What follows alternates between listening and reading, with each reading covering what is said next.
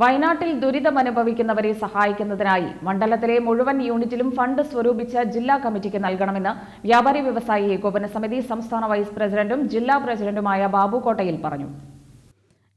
ഏകോപന സമിതി ചിറ്റൂർ നിയോജക മണ്ഡലത്തിലെ യൂണിറ്റ് പ്രസിഡന്റുമാരുടെ യോഗം ഉദ്ഘാടനം ചെയ്ത് സംസാരിക്കുകയായിരുന്നു ബാബു കോട്ടയിൽ. വയനാട് മേപ്പാടിയിലെ ചൂരൽമലയിലുണ്ടായിട്ടുള്ള ഉരുൾപൊട്ടലിനെ തുടർന്ന് വയനാടിലുണ്ടായിട്ടുള്ള വലിയ നാശനഷ്ടം 500-ലധികം ആളുകൾ മരണപ്പെട്ടിട്ടുണ്ട് എന്നതാണ് അനൗദ്യോഗികമായി ആളുകൾ സംശയിക്കുന്നത്. ഇതിനകം 300-ലധികം വരുന്ന മൃതദേഹങ്ങളെ കണ്ടെടുത്തു കഴിഞ്ഞു.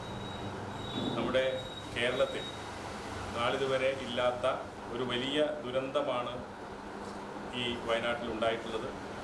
കേരളത്തിലെന്നല്ല, ഇന്ത്യയിൽ തന്നെ ഉരുൾപൊട്ടലിനെ തുടർന്ന് ഇത്രയേറെ ആളുകൾ മരണപ്പെടുന്നത് ഇന്ത്യയുടെ ചരിത്രത്തിലെ ആദ്യത്തെ ഒരു സംഭവമാണ്.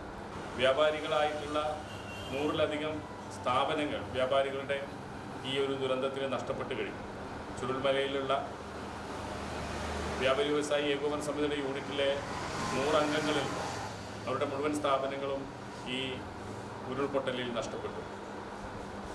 11ഓളം ആളുകൾക്ക്, വ്യാപാരികളായ ആളുകൾ ഇതിൽ ജീവൻ നഷ്ടപ്പെട്ടതായിട്ടാണ് ഞങ്ങൾക്ക് ലഭിച്ചിട്ടുള്ള വാർത്തകൾ. അവരെയൊക്കെ സഹായിക്കേണ്ടതുണ്ട്. ആ നാട്ടിലെ ജനതയോടൊപ്പം നിൽക്കേണ്ടതുണ്ട്. അതിനുവേണ്ടി കേരളത്തിലെ വ്യാപാരി വ്യവസായി ഏകോപന സമിതി വലിയ ഒരു തുക സമാഹരിച്ചുകൊണ്ട് ഞങ്ങൾക്ക് ഞങ്ങളുടെ സഹോദരങ്ങളോടും ഈ നാടിനോടുമുള്ള ഞങ്ങളുടെ കടമ നിർവഹിക്കുന്നതിൻ്റെ ഭാഗമായിക്കൊണ്ടാണ് ഈ ഒരു ദുരിതാശ്വാസ ഫണ്ട് ഏറ്റുവാങ്ങുന്നത്.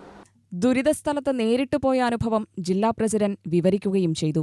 ദുരിതാശ്വാസ നിധിയിലേക്ക് ചിറ്റൂർ മണ്ഡലത്തിന്റെ ആദ്യ ഗഡു നൽകി. തങ്കലക്ഷ്മി ചിറ്റ് ഫണ്ട് ഉടമ ജയപ്രകാശ് വയനാട് ദുരിതമനുഭവിക്കുന്നവരുടെ ജില്ലാ ഫണ്ടിലേക്ക് സഹായമെത്തിക്കുന്നതിനായി നൽകി. വ്യാപാര ഭവനിൽ ചേർന്ന യോഗത്തിൽ മണ്ഡലം പ്രസിഡന്റ് പി അനീഷ് കുമാർ അധ്യക്ഷനായി. ജില്ലാ general secretary K A Hameed, ജില്ലാ ട്രഷറർ കെ കെ ഹരിദാസ്, ജില്ലാ വൈസ് പ്രസിഡന്റുമാരായ കെ ചന്ദ്രൻ, രമേശ് ബേബി, മണ്ഡലം ജനറൽ സെക്രട്ടറി അഖിലേഷ് കുമാർ, മുസാഫർ അഹമ്മദ് എന്നിവർ സംസാരിച്ചു. UTV news, Palakkad.